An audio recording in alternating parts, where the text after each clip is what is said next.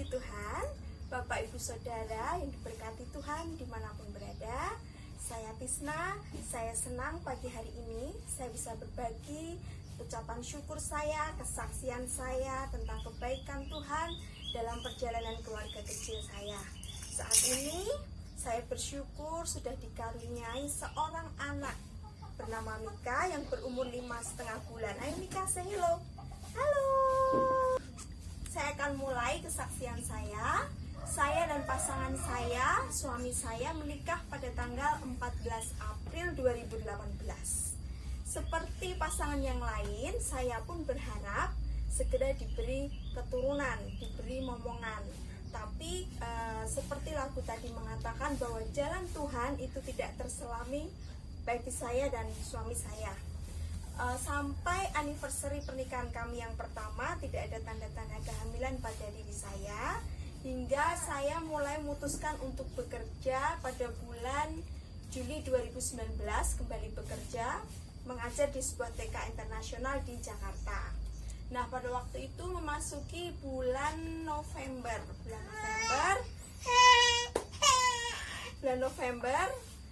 mulai saya tes pack, kemudian ada hasil positif 2 seperti pasangan yang lain. Karena ini kehamilan pertama, saya kemudian dan suami memutuskan untuk cek kandungan di hari Sabtu. Saya masih ingat hari Sabtu, dan pada waktu itu di rumah sakit swasta di Jakarta.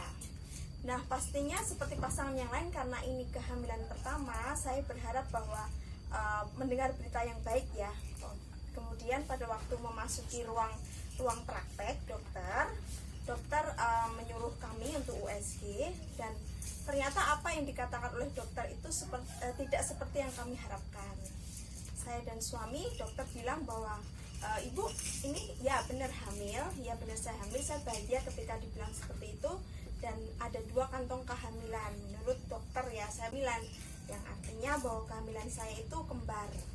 Nah, saya bersyukur kepada Tuhan, tapi ternyata di belakang-belakangnya omongan dokter ini yang gak enak. Dia bilang, iya kehamilan kembar tapi tidak bagus.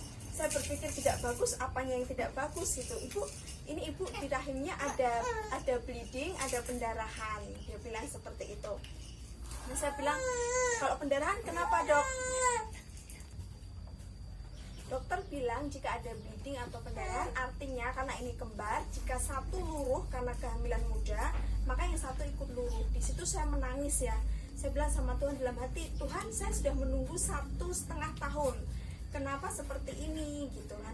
Di sepanjang perjalanan sampai di rumah, saya kemudian sama suami saya cuma diam saja. Saya seperti orang yang shock ya. Kemudian saya memutuskan untuk mengabari keluarga. Saya mengabari Om Kris sebagai pendeta. Saya minta dukungan doa. Saya sudah cek kandungan, saya hamil, keadaannya seperti ini. Saya ceritakan semuanya. Dan mulai malam itu saya dan suami sepakat untuk mencari Tuhan. Saya dan suami setiap malam melakukan pujian penyembahan. Saya dan suami bergantian untuk berdoa, meminta kepada Tuhan.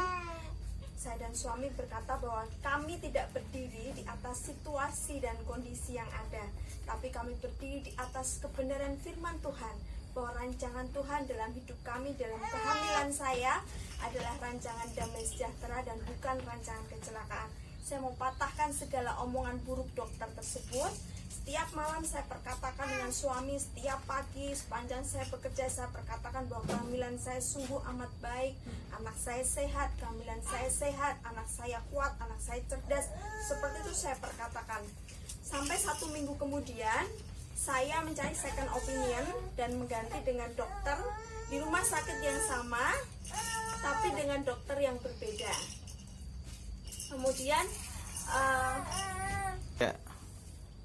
Kemudian saya mendapatkan seorang dokter yang sudah berpengalaman, dan pada hari Sabtu kalau nggak salah, saya dan suami memeriksakan diri ke sana, cek kandungan. Dan pada waktu mau masuk ke ruangan dokter, karena saya sudah pernah berpengalaman mendengar cek kandungan pertama perkataan dokter seperti itu, saya takut dokter yang ini yang berbeda ini mengatakan hal yang sama.